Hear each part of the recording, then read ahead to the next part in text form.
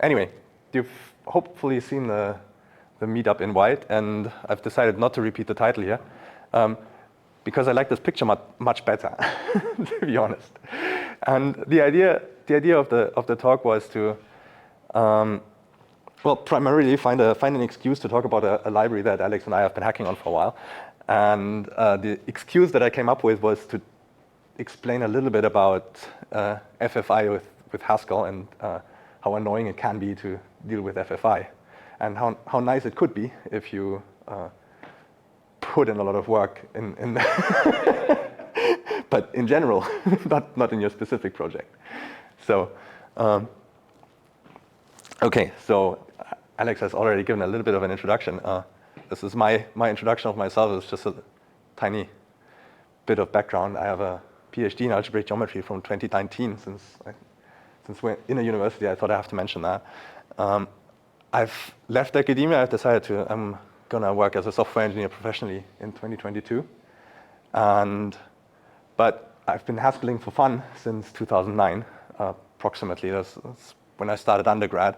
And I remember very vividly being enamored with writing down an infinite list of Fibonacci numbers in Haskell. And that kind of got me started. And I'm pretty sure most people, a lot of people get started like that. If you feel like finding me on GitHub, this is my GitHub handle. There's not much on there at this point, but maybe there's something interesting for you anyway. So that's me. And this is my pitch for a talk. Well, what is FFI about? Like, the general problem is you end up coming across a library that you want to use for something, for some reason. So just as an anecdote, the way that Alex and I got into this particular rabbit hole was we were trying to write a matrix bot. And since this matrix bot is supposed to work in pre-existing channels, which happen to be end-to-end encrypted, we need an end-to-end encryption library. And we didn't feel like implementing one. But there are various ones around. One's written in C, which would have been reasonably easy, I guess, to bind to with Haskell. But that's the one that's deprecated and has a CVE out against it. So we thought maybe let's not use that if we for new project at least.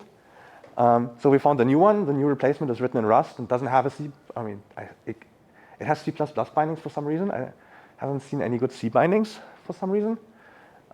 So anyway, we decided this is as good a point as any to drop everything else and just figure out how to bind Rust to Haskell. So instead of writing our matrix bot, we decided to figure out how to bind this Rust library to Haskell and make it work. And we found out that it can be kind of annoying. So what's the name of the C library? The C library is called Vodosemak. The Rust library? The Rust library. Sorry, it's called? Vodosemak. Vodosemak. Yeah, I'm guessing, actually, is that a species or something? For an amphibian creature called Olm in English. Right, so, I mean, the etymology here is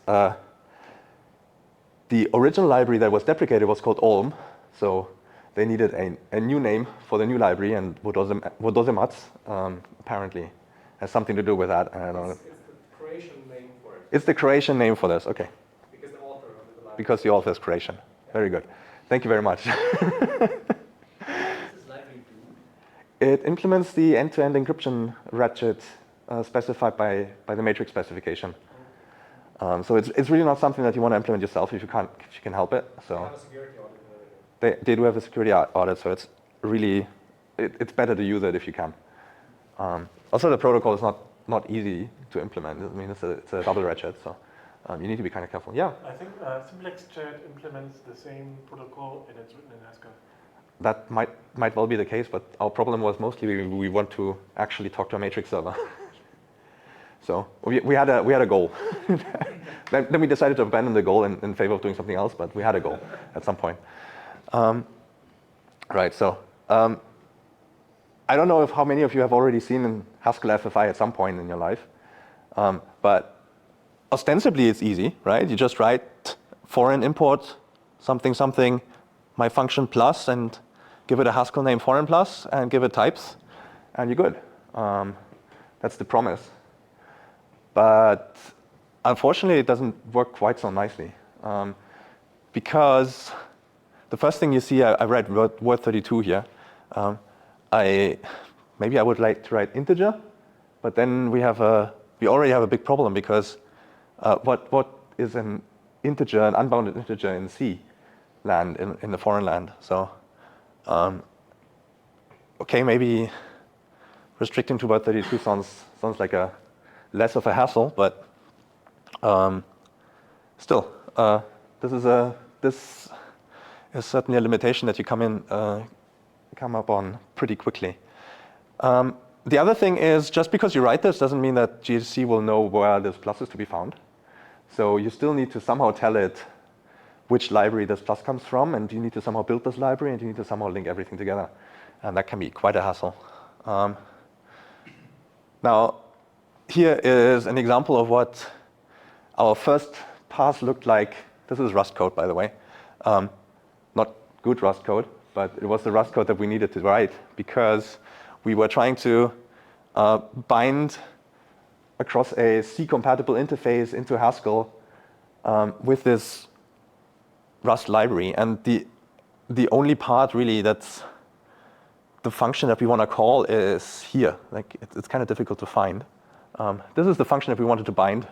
Everything else around it is just like marshalling code for figuring out how to get a Haskell type into a Rust type and back in a way that you can pass across an FFI boundary. Because Rust doesn't care what Haskell thinks a type should be, and Haskell doesn't really care what Rust thinks a type should be. But both of them kind of know what C is supposed to look like, and so C somehow becomes the FFI lingua franca these days. So don't stare at this for too long. This is just a shocker slide. As is this. This is now Haskell code, even though it might not look like it. This is what you need to do to actually use this from Haskell land. You suddenly need to worry about allocating space for an object and getting a pointer to it and passing that pointer somehow across an FFI boundary in a C-compatible way, right? So you can see I have a message. Like the type signature tells you everything you need to know, right? I want to decrypt something. I have a session for it. I have a message. I get out maybe some decryption result, right? This is the type signature that you want to have. But what happens is you start with this message. You somehow need to unpack it.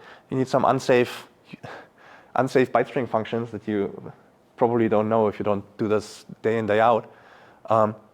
And all of that to then check some stuff for there being null pointers, doing explicit pointer peaks, another unsafe function to pack something together. And we haven't even talked about the memory management involved in there yet, because I mean, this thing is supposed to decrypt something and we don't give it a buffer to store its decryption result into because we don't know how long it's supposed to be anyway.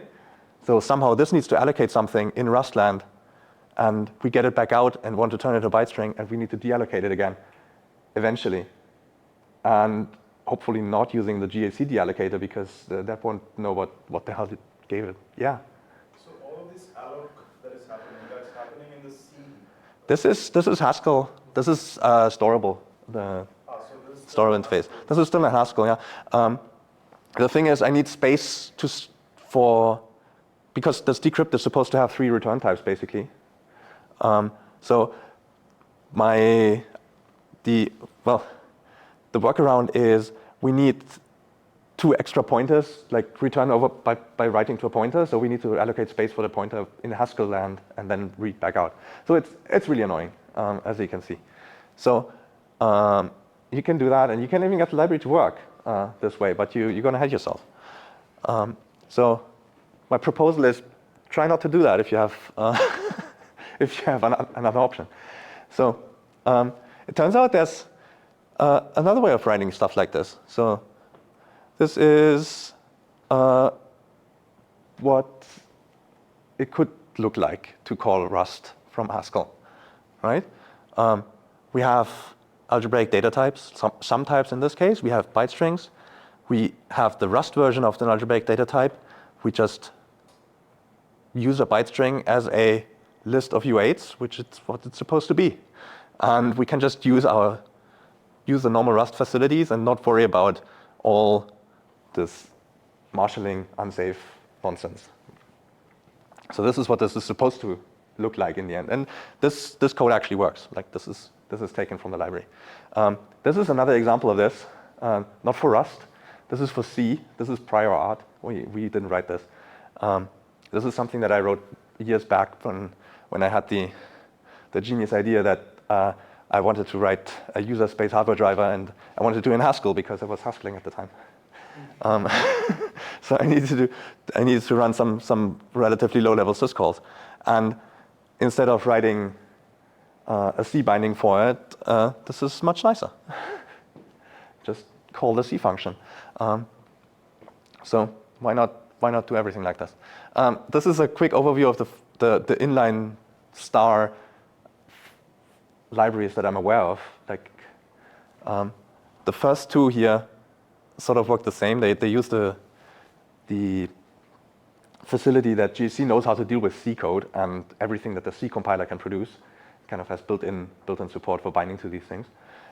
So you can write inline assembly in Haskell. I haven't found a great use for that yet, but you can do it if you want to. Inline C, I've just showed you. It's kind of useful. Inline Python is a thing. Inline R is a thing. I haven't used those personally. They work a little bit differently. They don't compile first and then bind to it, because Python and R are interpreted languages. So what those actually do is they embed a Python interpreter, and then you can write Python in your Haskell code and execute it on the Python interpreter running in your Haskell thread, which is kind of fun. Same thing with R. I have much less experience in that than with Python. And this one isn't actually on Hackage. It's kind of abandoned, but you can hopefully find it after this talk somewhere else. Yeah? Brief add, there's also an inline Java. There's also an inline Java, yeah. Andreas would know. He wrote that. He didn't. I think Mathieu wrote that, right? Yeah, Someone. Facundo worked on it. Facundo, right. Anyway, there is an inline Java as well. So I purposely wrote this ... because I didn't feel like trawling through the internet to find everything. It's also like an inline, there's various versions of inline C. There's like inline C, C++, and C Objective-C. Java embedded JVM, or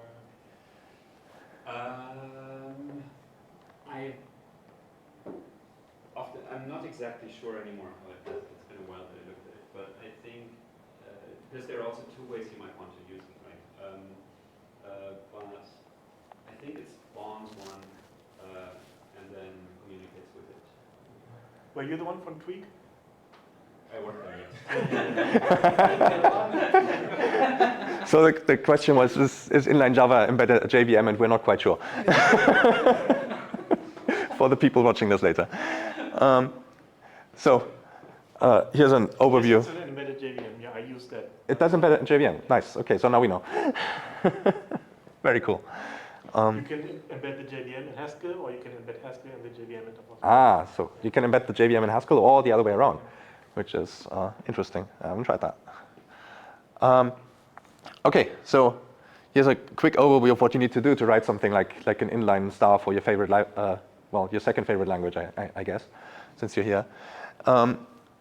So what you do is you write some pretty extensive template Haskell, because basically what you do is you write a quasi-quota that takes a string of your second favorite language and parses it, extracts splices to figure out how to turn things, put things into it, right? Like here, this is a splice, right? So this isn't quite valid C code, but you can still parse it with a slightly modified C parser and extract these splices out, right?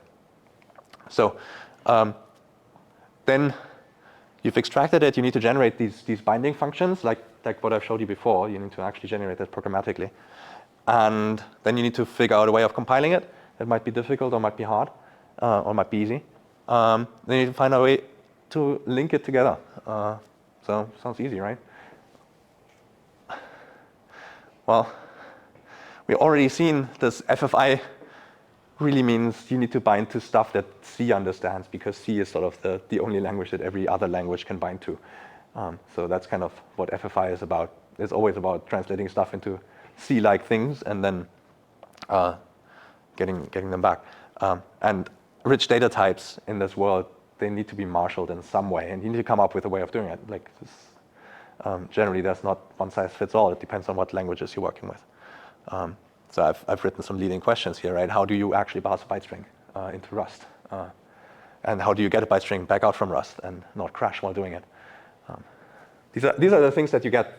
These are how you get seg faults in your Haskell programs, which is kind of fun. Doesn't usually happen. And memory leaks. Oh yeah, memory leaks in Haskell programs is great, and great to track down. So well, this marshalling you really need to generate. You need to generate this code, right? That's the. If you write this every time by hand, you will make mistakes all the time, and those mistakes are not fun to track down. Well, sometimes they're fun, but I'm weird this way sometimes. So enough waffling about the general thing. I wanted to get into actual inline-rust because that's the library that we hacked on, and this was just pretense to get you into the room. So now I have you here, and I can show you what we've hacked on. So this well, Alex found this library. Alex cloned it, and we've been hacking on it in his GitHub space, and it looks like it was abandoned in 2018. Alex somehow has a tendency to dig up libraries that have been abandoned for years, and decide we need to use them for a new project because they're actually kind of cool. So we've been we are very active in reviving libraries these days. Now, to give credit where credit is due, Alex was instrumental in getting this started. Tom Westerhout was instrumental in figuring out a linking issue that we didn't figure out, and I worked mostly on figuring out how to do the byte string bindings and foreign pointer bindings and whatnot. So this was actually kind of tricky to hack into this library for various reasons. So here's what this looks like. This is now actually this is from the README, right? This is actual code that you could run if you have this inline-rust library there, yeah, right? You read a number from in a Haskell land, you pass it into Rust land implicitly, right? There's sort of a function call involved that you don't see because it's just a splice. Then you can do arbitrary I/O, like whatever you want to do, right? Return stuff back, and everything works if you do it right. So how do you do that? Well, I've already alluded to the general setup of something like this. You use some kind of library to parse your Rust code or whatever library you have, right? Luckily, there is already a Haskell parser for Rust, pretty much, called language Rust. It makes it much easier. You don't have to write one yourself. And it can be extended to work with splices. So that's what the original author did, Alec. Don't confuse the two. I'm pretty sure they're different. Although I haven't seen them both in the same room together, so who knows? So we didn't write this. This is prior art, basically. Then to work with the Rust compilation model, well, what you need to do is you need to collect all your splices together, put them together into Rust files, and generate a big Rust crate that contains all your functions that you want to bind to. And then you compile that crate into a static library that now contains all your functions, right? And then you convince GHC to link with it, and then it should be good, right? Can't be that hard. Well, turns out GHC can be kind of particular with what it wants to link to. And there's this object merging stage that GHC insists on doing. And what it insists on doing there is decide which references to FFI functions are unused. And if they're unused, the references get discarded. And then it confuses the linker. And eventually, what you end up with is this. And if you do projects like this, you end up staring at error messages like this quite a lot. They're not great, but eventually you kind of get used to it. So there's ways of handling this. What you need to do is you need to figure out exactly where do these libraries come from? Why does it want to link to this here particular, right? The reason it wants to link to this in particular is because that's the splice that this gets turned into. This is the function. And then you sit down, you scratch your head, and you don't know exactly why it wouldn't link to that, because you look at the static library that you built and it's symbols in there. So you get very confused. And then you call Tom.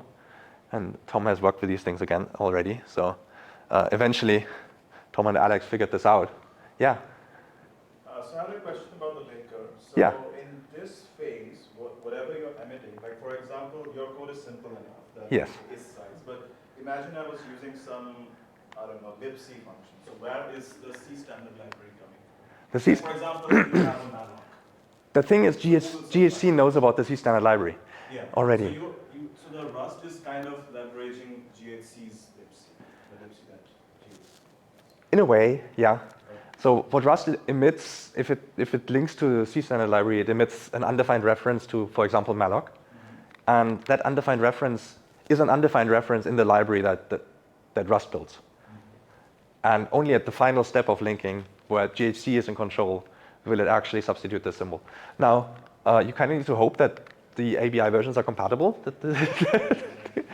But usually they are, because it's a C standard library, right? It's the same standard library on the system. So you need to be careful, but you can make this work. Now, this is a different problem, right? This is not this is not a function that has different ABI or something. This is a function that should be there and that is in the library, but that GHC decides to discard because of its compilation model. So what you need to do is you need to make sure that every FFI name that you look at, or that you need, every FFI symbol, is actually bound at the top level, where you attach sort of your compilation handler. So the way this works at a high level is you have some top-level module that is in charge of building this big Rust crate, as in collecting all the splice sources in a way, and building the Rust crate and actually building it with cargo and extracting the library out of it, right? And that module needs to use all the functions. Otherwise, GHC, for some reason, decides to discard symbols. So what you need to do is you need to use a facility that I didn't know Template Haskell had with, there's a function called putQ in the Q monad. You can just put something into context. So what you do is every time you encounter a splice, you record the name, you remember the name using this putQ, and then you can pull it back out in a different module. So you build up this huge list of function names that you need to do, and then you emit a bunch of fake symbols that you never intend to actually use, but that are at least declared, and that's good enough for GHC. And that's what we ended up doing. So we generate these fake bindings at the top level to make it work. This is now reasonably stable. There's still, like, dependency tracking isn't great with this. Like, you can pretty easily get into a state where the Rust cargo thinks the library has already been compiled correctly, but GHC doesn't think that, and then they generate sort of different FFI names for each other, and then you get linker errors again. But usually, that's a problem that you need to use a build system for. You just say make clean and build again, which isn't great, but it works sometimes. So that was linking, horror story. Now, the next horror story about this is marshalling. So how do you actually do this? Like, I've showed you this all the way back here, right? This was the Haskell code. And I don't know if you look at this, but at first glance, this doesn't seem to have a nice structure that lends itself to auto-generation, right? This seems kind of arbitrary.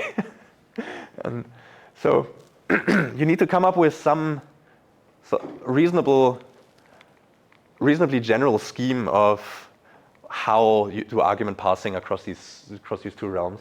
And now, we were lucky because we already had this base library built by someone that worked for a lot of types, actually. So we just had to hack on it and figure out what goes on. So you need to figure out this appropriate calling convention. Basically, the right way of doing this is, or let's say the default way of passing something from Haskell land into Rust land is by pointer. You always pass everything by pointer. It's not great as far as memory access goes, but it's consistent, and that's the most important thing if you auto-generate. And then for some types, you can put in special exceptions, like if you have an unwrapped word32 hash or something. Okay, you can pass that directly because both Rust and Haskell agree about the representation of those things, so you can make that work. So you end up with a big list of exceptions for things that you can do, but you still have this generic fallback always. So that's what I wrote here as figure out the appropriate calling convention, right? The appropriate calling convention is everyone gets a pointer and writes stuff into it, and whoever wrote last, well, whoever didn't write will read from the pointer eventually. And that works well enough for stuff where you don't have to worry about like memory allocation. Like byte strings make it slightly tricky, but okay. Now you figured out the calling convention. Then what you need to do is you generate the wrapper in the Rust code, right? The wrapper is reasonably straightforward. It's sort of what you think. If I pass everything by pointer to the Rust code, what you need to do is you need to write a preamble that reads all the pointers, stores them in temporary variables, and then passes them to the actual function that you want to call. And the return type you do the opposite way. It's like, okay, it's straight. It's uniform. It's a uniform thing to do, so it lends itself to auto-generation. And then you generate a Haskell wrapper, marshalling the arguments and getting, so it basically does exactly the opposite thing. So let's take a look at this. Here is a simple Rust splice that you might want to write for, I don't know what goes on in your brain, but why would you write this? I don't know. Anyway, this is a test from the test suite. So you pass in a maybe word32, and you want to get back out a maybe word32, and hopefully the value is increased by 2, depending on what you do, right? So this is the generated Rust code in all its glory. And you can see sort of the uniformity in it, right? You have some magic stanzas to make Rust export this as a function that we know the name. Then you have a magic maybe C type. Let's not think too much about that for now. And then what you do is, well, we had an X. I forgot to rename this one. This one too. Well, you have to think this one here is actually not there. Anyway. So you get this X, so you get a pointer to this weird memory structure. You read the pointer, means you get the weird memory structure. You call a magic Marshall function that is generated somewhere else. That turns it into an option of I32, an optional I32. Then you can call your actual Rust splice that you wanted to call, get something out, and write the return value into the return pointer. That's nice and uniform, right? So that's something you can auto-generate. It looks a bit worse if you actually look at the generated code, because everything is like fully qualified and the names are all bangled and whatever. This is the Rust code. This is the generated Haskell code in general, in principle. It's also pretty nice and uniform. It does basically the same thing. So what does it do? We have well, it calls this with function. This is a function from, well, in this case, it is actually the with function from storable, which says, so what's the semantics here? Take this value x, allocate space for it somewhere, get a pointer to that space, and then store the value of x into that pointer, and give me back the pointer. So that's the semantics. Might be optimized a little bit, as in if you can guarantee this x stays alive, then you can maybe get a pointer directly to the x, right? So there's some optimization potential. But this stanza here says use x, get a pointer to it. Then allocate space for the return value, get a pointer to that space, call the quasi-quote, peek the return value. Again, this is very uniform now if you figure out these calling conventions properly, right? And once it's uniform, you can auto-generate it. And yeah, so this is the reasonably straightforward case. Like again, this is what we're talking about, where you have a type. Well, this option happens to be something that is reasonably straightforward to represent in C land, right? At the very least, you can come up with a way of I mean, you can probably come up with a way of encoding this as a tag union or something, right? And that's what this maybe C type as. Yeah. Anyway, this is the general form of this marshalling code, right? Now, the trick with the byte string marshalling, and this is what I want to do eventually, like I want to be able to write something like this. Again, don't kink shame, but I want to write something like this. I want to have my byte strings sort of deep in algebraic data types and still use them, right? Like this. So I need to do this more complicated marshalling instead of just this single maybe C type of marshalling. So what we did is we just write a type class that abstracts these two operations that we need. We need this with operation, we need this peek operation. So we write a type class that has these operations. So these are the default implementations. This is from Storable, basically. So allocate space, poke it in, and then continue. I'll leave you staring at this a little bit, but these are the two operations we need. Yeah? Why not just use Storable? Well, because with Storable, my complicated marshalling doesn't work. And I'll show you on the next slide, I think, how my marshallable works for byte strings, right? But so the point is, I wanted to be able to write this here with x being a byte string, right? This with implementation doesn't work for byte string because byte strings aren't really nice and storable like that. They have like more complicated memory layout, and there's like an entire buffer that needs to be freed somehow. But still, this is the interface that I want. So this is how I'm going to implement a byte string across the CFFI, right? And you can see there's a difference to something storable, right? For something storable, both directions would look the same. That's one important thing of storable is like if you poke it, then you can peek it exactly the same way. Like we can't do this with this marshallable thing. Instead, from Haskell to Rust, I just want to give a pointer to my byte buffer and the length. I hope makes sense. That's kind of what I want. From Rust to Haskell, I want a pointer to a byte buffer and a length, but I also want a function pointer that tells me how to free it again, right? So you can see there's more going on there. So this function pointer is the free function. It needs to be called eventually if you want to get your byte string memory back. So here is a Rust Marshall function for that. Maybe don't look at that too much, but you can make Rust do this. Here's how you get a byte string out of this function pointer, right? There's this handy byte string function that someone already wrote, unsafe pack C string finalizer.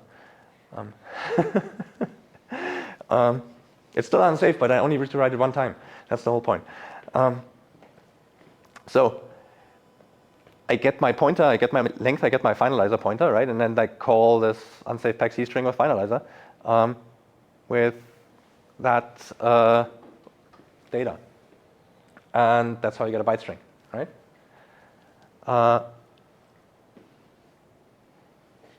Did I write this? Yeah. Did I write down the width? No, I don't think so. I did not write down the width. Anyway, this is the peak. The width that I wrote here would almost work, I guess.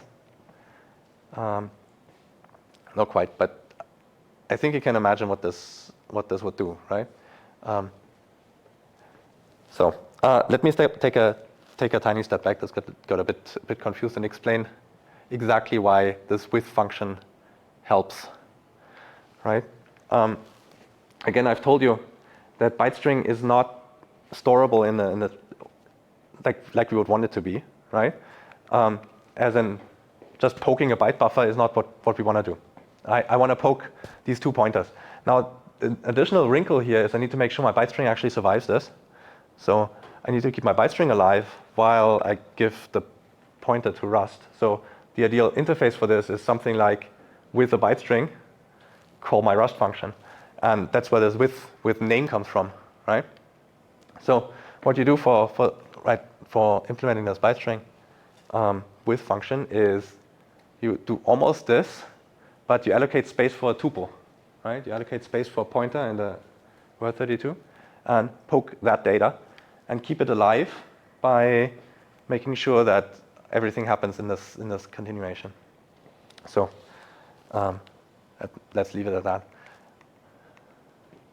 Okay. Now, I've told you how to do byte strings, sort of. If you want the gory details, you can actually look at the code. But you can do similar things for ADTs, and most of this has already been done by Alec in the library as we received it. You can encode product types as tuples. You can encode some types as tagged unions, right? Either AB as some tag, and then either an A or an B is stored behind it. The trick is to write code to generate those marshable instances. And that's, again, this is a mechanical thing, but you need to sit down and you need to write this template Haskell code to analyze your data type a little bit and extract like each constructor separately. So you make it a sum type of product types, and then you can generate this marshable code. You also need to actually generate Rust code because you also need a Rust equivalent of your big sum of products type. But all of this becomes mechanical. And if you do this generically enough, you get this nested marshalling for free that I wanted, right? You can get this either byte string or whatever. You can get these kinds of types for free just by composing. You've written your generic code, and it composes. It builds up a big tree that you wouldn't want to write by hand, and it just works. So there's more stuff to be done here, right? One thing that we really should have done already is write a marshable instance for text, especially since text 2.0 is out, and we have UTF-8 text now, so the representations between Rust and Haskell are actually compatible. There's no conversion needed. So you should just someone should sit down and actually write this text instance finally. I would like to conscript someone because I don't feel like doing it right now. But it's not difficult. Also, you could add more languages, right? I showed you there's an inline ASM, inline C, inline Java, inline R, inline Python, inline Rust now. Write some other inline. I don't know. And it's your fault. No, you're it. So thanks for bearing with me, and I feel like my voice is giving out anyway, so it's probably a good time to stop and ask for questions so I don't have to talk anymore.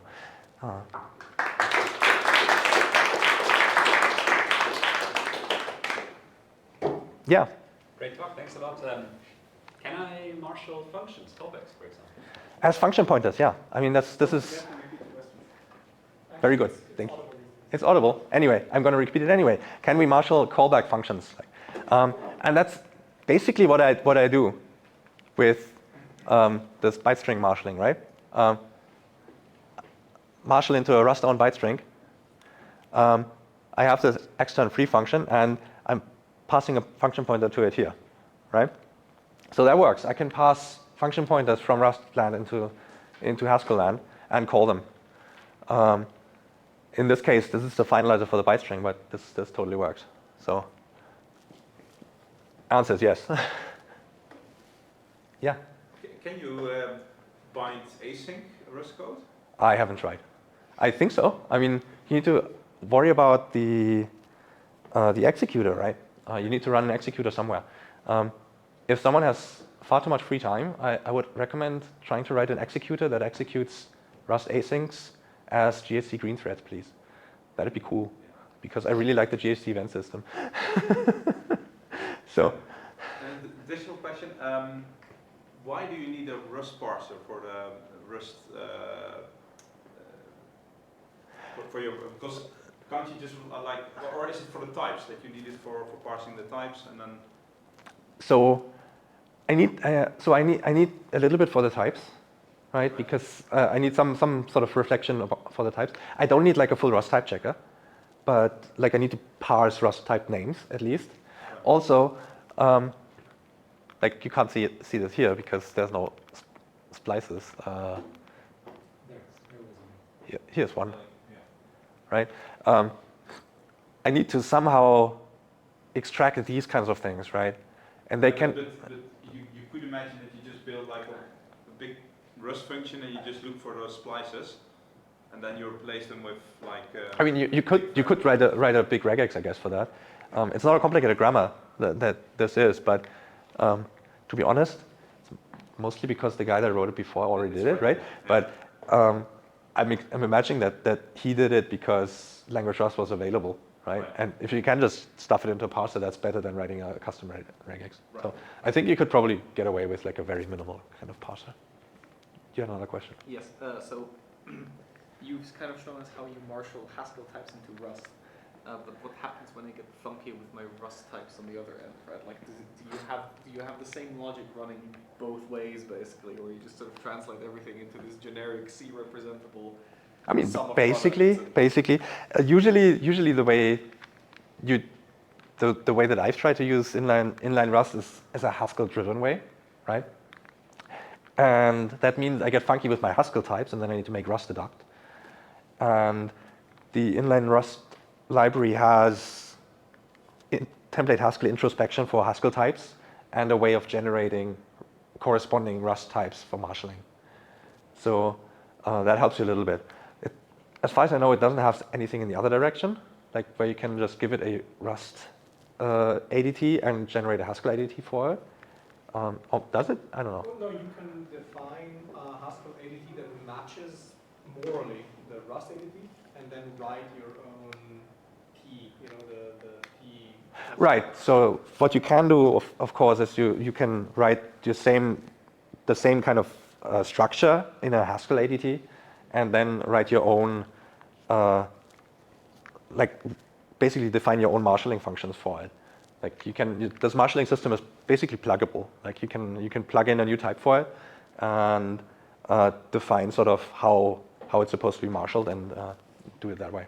There are many types that exist on both sides. For example, either exists as a result Right. on Rust. There's these on both sides, but you can have any ADT. As long as they exist on both sides, you can make them sort of convert between. Yeah. The reason I ask is basically because I wonder,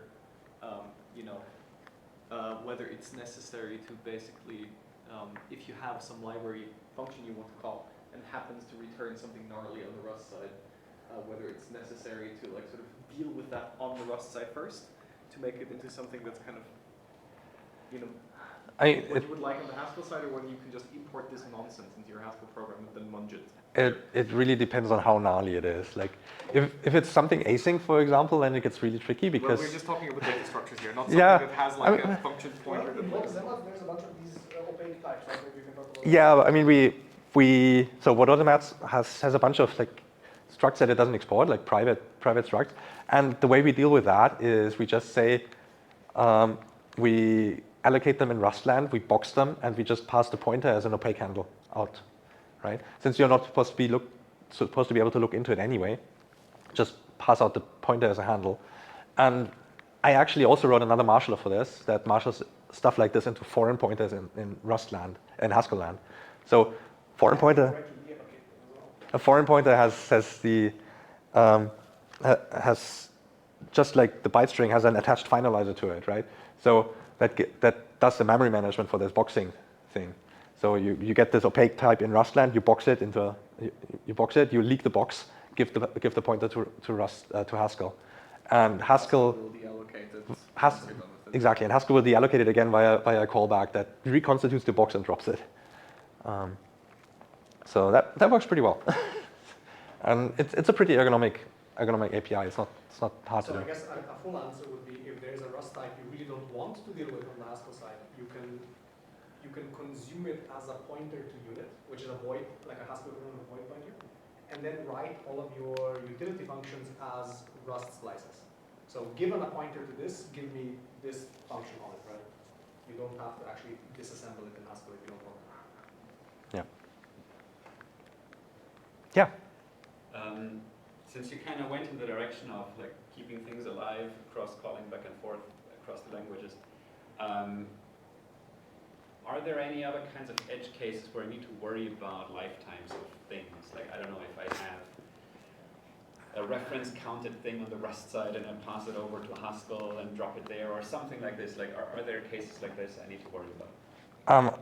You need to worry about it. I haven't worried about, say, RCs on the Rust side yet, but you should probably handle them exactly the same as the box types, right? You use the RC, you increment the reference count once, basically, and give the handle to Rustland together with a pointer that decrements the reference count again, like a function pointer as a free function. So that's probably, I would guess that's probably sound to do.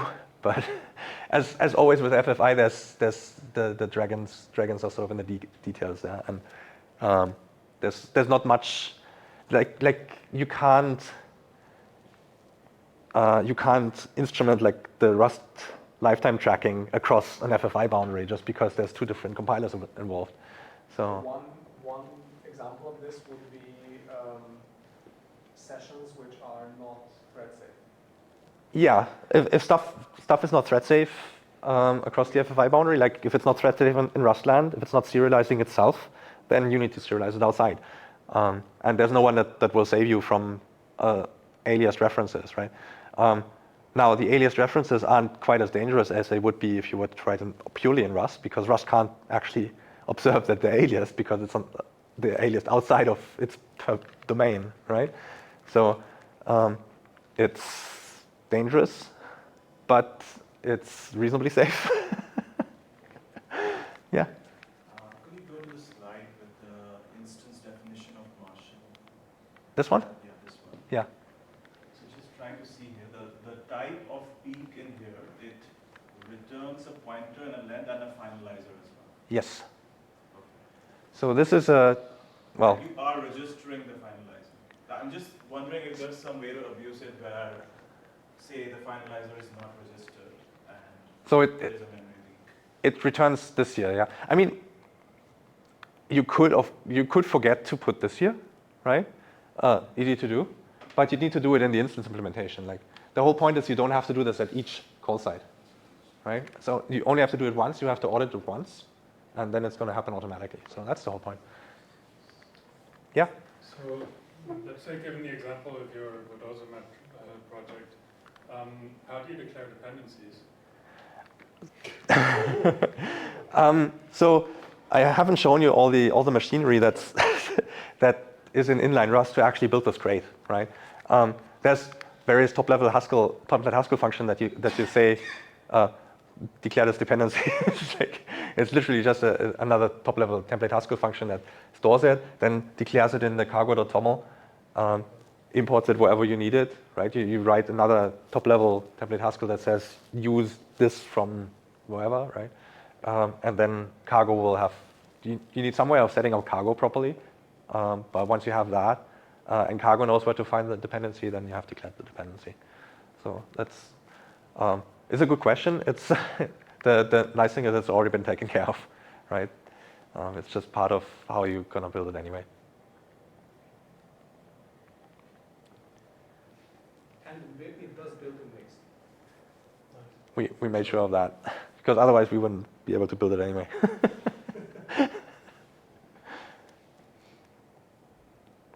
Okay. seems like we're running out of questions. So thank you all for coming. This has been fun. It's been a long time since I've given a talk. So thank you for the nice warm welcome.